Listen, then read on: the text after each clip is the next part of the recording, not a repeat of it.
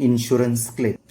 A business concern is always faced with a danger of heavy losses due to fire, and as a result, the business activities are paralyzed. Therefore, as a safety measures against such probable loss, the business concern generally take a fire insurance policy. Such policy may be in respect of loss of stock only and loss of profit only. मित्रांनो, आपल्याला माहिती आहे यापूर्वी आपण insurance क्लेममधला जो पहिला claim होता loss of स्टॉकचा, तर तो ऑलरेडी आपण पाहिलेला आहे. आता आपल्याला यातला जो दुसरा भाग आहे लॉस ऑफ प्रॉफिट, तर तो सुरू करायचा आहे. तर चला मित्रांनो, आता आपण इन्शुरन्स क्लेममधला लॉस ऑफ प्रॉफिट क्लेम कशा पद्धतीने कॅल्क्युलेट करायचा तर ते पाहणार आहोत.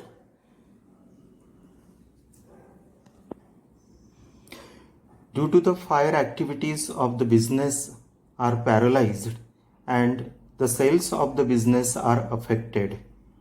As a result of reduction in sales, the profit is also reduced. However, reduction in sales does not reduce the standing or fixed expenses of the business as they are required to be incurred as before.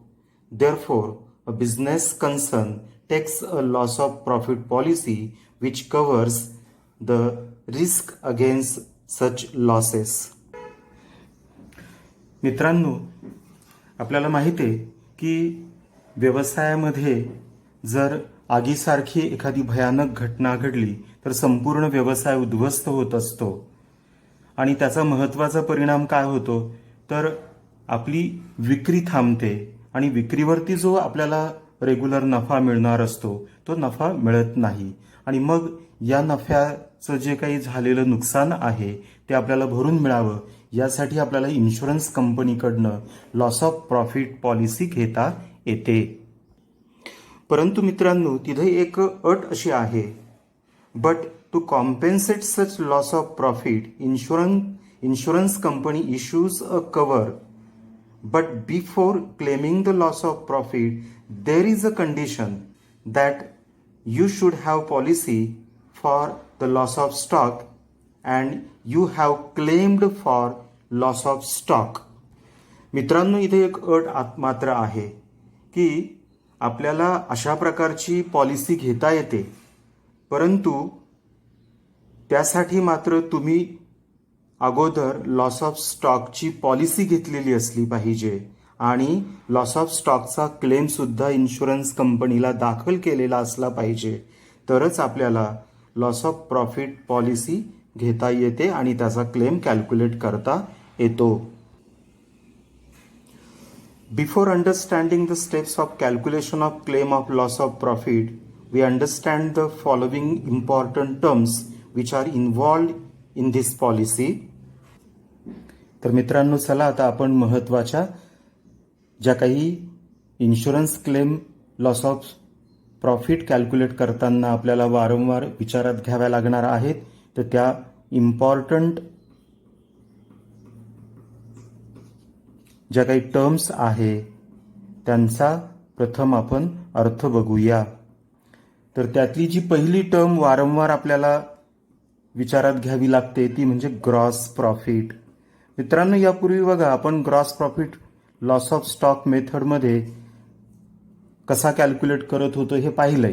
Trading account तयार करायचो आणि त्या ठिकाणी येणारी जी balancing figure होती ती balancing figure म्हणजे आपला ग्रॉस प्रॉफिट असायचा.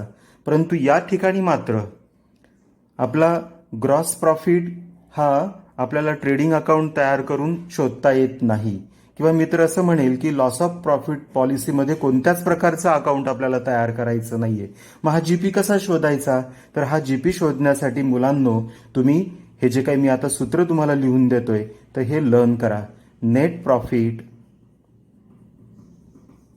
प्लस इन्शुअर्ड स्टँडिंग चार्जेस तर या सूत्राच्या साहाय्याने या फॉर्म्युलाद्वारे आपल्याला जीपी शोधता येणार आहे. जीपी म्हणजे काय, तर net profit plus insured standing charges. आता ह्या दोन्ही शब्दांचा परत आपल्याला अर्थ बघावा लागेल. जीपी म्हणजे काय, NP plus insured standing charges. मग आता यातनं बघा पुढचा शब्द तयार झाला, तो काय, नेट प्रॉफिट. मग नेट प्रॉफिट म्हणजे काय, तर आपल्याला माहिती आहे ॲज युज्युअल किंवा as is अपेअरिंग on profit and loss account. As is appearing on P and L account. आपल्या प्रॉफिट अँड लॉस अकाउंटला जो आपल्याला नेट प्रॉफिट दिसतो तोच नेट प्रॉफिट आपल्याला या ठिकाणी घ्यायचा आहे. त्यानंतर आपल्याला तिसरा जो शब्द वारंवार इथं उद्भवणार आहे तो आहे इन्शुअर्ड स्टँडिंग चार्जेस. जीपी मध्ये आपण net profit plus insured standing charges या दोघांची टोटल घेतो. मग त्यातला एनपीचा अर्थ बघितला. आता इन्शुअर्ड स्टँडिंग चार्जेस म्हणजे नेमके काय, तर insured standing is nothing but it is the expenses which are included in our policy of loss of profit. परंतु हे एक्सपेन्सेस कोणते असतात, तर फिक्स एक्सपेन्सेस असतात. म्हणून आपल्याला असं म्हणता येईल the fix expenses as included in the policy of loss of profit. Fixed expenses included in the policy. तर त्या सगळ्यांना आपण इन्शुअर्ड स्टँडिंग चार्जेस असं म्हणणार आहोत. आता यानंतर महत्वाचा एक शब्द वारंवार आपल्या प्रॉब्लेममध्ये येतो आणि तो आहे period of indemnity. Period of indemnity. आता पिरियड ऑफ इंडेमिनिटी म्हणजे नेमकं काय, तर ते आता इथं आपल्याला समजून घ्यायचं आहे. The period during which the sales are expected to be affected due to fire as stated in the policy. This period is known as indemnity period. तर मित्रांनो, पिरियड ऑफ इंडेमिनिटी म्हणजे काय, तर आग लागल्यामुळे जितका काळ आपला व्यवसाय प्रभावित झालेला आहे तर त्याचा जो काही कालावधी आपल्याला आपल्या पॉलिसीमध्ये नमूद केलेला दिसतो तर त्या पिरियडला आपण इंडेमिनिटी पिरियड असं म्हणतो. किंवा आपल्याला असं म्हणता येईल की माझा व्यवसाय पुन्हा नव्याने सुरू करण्यासाठी जितका काळ मला लागणार आहे तो जो लागणारा काळ आहे तर त्या लागणाऱ्या काळाला आपण पिरियड ऑफ इंडेमिनिटी असं म्हणतो. तर मित्रांनो, इंडेमिनिटी पिरियडचा अर्थ कळाला तुम्हाला. परत मी एकदा सांगतो, ऐका. The period for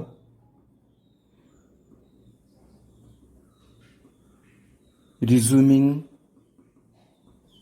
the business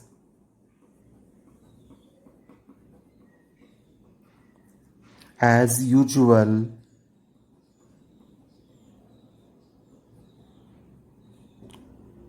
from the date of fire or the period which is fixed in the policy for revival of the business, whichever is less, is called the indemnity period.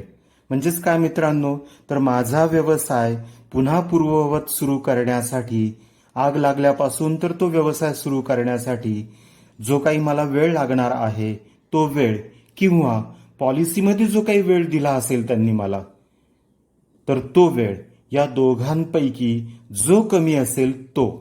म्हणून इथपर्यंत मी काय म्हटलं होतं, the period for resuming the business as usual from the date of fire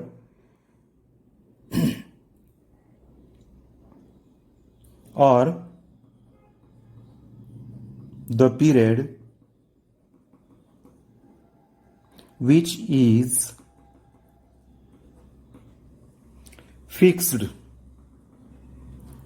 fixed in the policy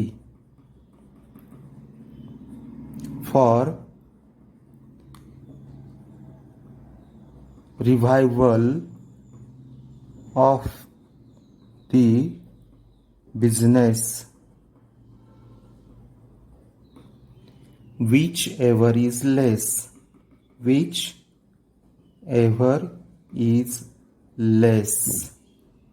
is called indemnity period. आलं लक्षात मित्रांनो? तर या पद्धतीने इंडेमिनिटी पिरियडचा अर्थ लक्षात घ्या. नंतर आपल्याला पुढची महत्वाची टर्म बघायची आहे, फिफ्थ, ती आहे अॅन्युअल सेल्स. आता अॅन्युअल सेल्स म्हणजे काय?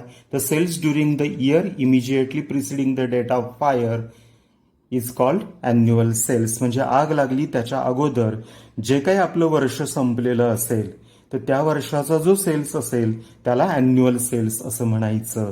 त्यानंतर पुढची एक महत्वाची टर्म आपल्याला वारंवार या ठिकाणी विचारात घ्यायची असते आणि ती टर्म आहे standard sales or turnover. आता स्टँडर्ड सेल्स म्हणजे नेमकं काय?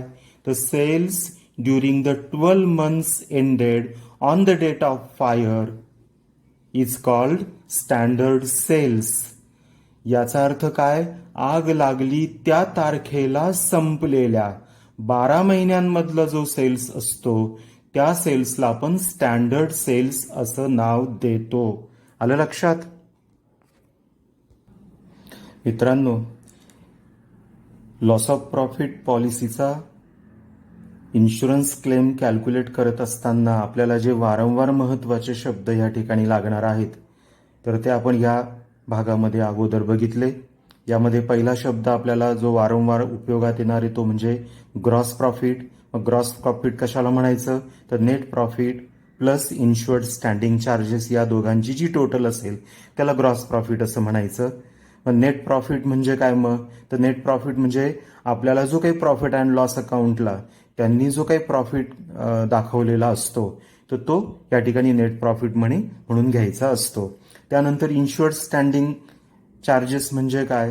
तर जो काही आपण लॉस ऑफ प्रॉफिटची पॉलिसी घेतलेली आहे तर त्यामध्ये जे काही इन्शुरन्स कंपनीने व्यवसायाचे फिक्स एक्सपेन्सेस मान्य केलेले असतात तर त्यांना आपण इन्शुअर्ड स्टँडिंग चार्जेस असं म्हणतो. त्याच्यानंतर महत्वाचा अजून एक शब्द आहे पिरियड ऑफ इंडेमिनिटी. मग पिरियड ऑफ इंडेमिनिटी म्हणजे काय? तर व्यवसायाला आग लागल्यानंतर आपला व्यवसाय खूप प्रचंड विस्कळीत होतो आणि तो पुन्हा पूर्ववत आपल्याला सुरू करायचा असतो. मग तो पूर्ववत सुरू करण्यासाठी आग लागली त्या तारखेपासून तर तो पूर्ववत सुरू होईपर्यंत जो मधला काळ वाया जात असतो त्या मधल्या काळाला आपण पिरियड ऑफ इंडेमिनिटी असं म्हणतो. हा कालावधी एकतर प्रत्यक्ष पॉलिसीमध्ये दिलेला असतो किंवा प्रत्यक्ष प्रॉब्लेममध्ये दिलेला असतो. समजा आपल्याला प्रॉब्लेममध्ये हे दोन्ही कालावधी दिलेले असतील तर मग अशा वेळेस काय करायचं? तर जो प्रत्यक्ष दिलेला कालावधी किंवा पॉलिसीमध्ये त्यांनी सांगितलेला कालावधी या दोघांमध्ये जो कमी असेल तो कालावधी पिरियड ऑफ इंडेमिनिटी पुढच्या कॅल्क्युलेशनसाठी गृहीत धरायचा असतो. हे लक्षात असू द्या. त्यानंतर पुढची एक महत्वाची टर्म आपल्याला वारंवार इथं विचारात घ्यायची असते ती आहे अॅन्युअल सेल्स. मग अॅन्युअल सेल्स कशाला म्हणायचं? तर अॅन्युअल सेल्स म्हणजे आग लागली त्यापूर्वी जे आपलं फायनान्शियल इयर संपलेलं आहे त्या फायनान्शियल इयरमधला सेल्स. आणि मग स्टँडर्ड सेल्स म्हणजे काय? तर आग लागली त्या तारखेला संपलेले 12 महिने तर त्या 12 महिन्यांमधला जो सेल्स असेल त्याला स्टँडर्ड सेल्स असं म्हणायचं. तर ह्या बेसिक कन्सेप्ट आहेत लॉस ऑफ प्रॉफिटचा क्लेम कॅल्क्युलेट करण्यासाठी आपल्याला माहीत असणं आवश्यक होतं म्हणून त्या अगोदर बघितल्या. आणि आता पुढच्या भागात यानंतर आता आपण बघणार आहोत तो म्हणजे की हा लॉस ऑफ प्रॉफिटचा क्लेम कशा पद्धतीने कॅल्क्युलेट करायचा किंवा तो कॅल्क्युलेट करण्याच्या नेमक्या काय स्टेप्स आहेत तर त्या स्टेप्स आता आपल्याला बघायच्या आहे. तर आपण तो पुढचा भाग बघूया.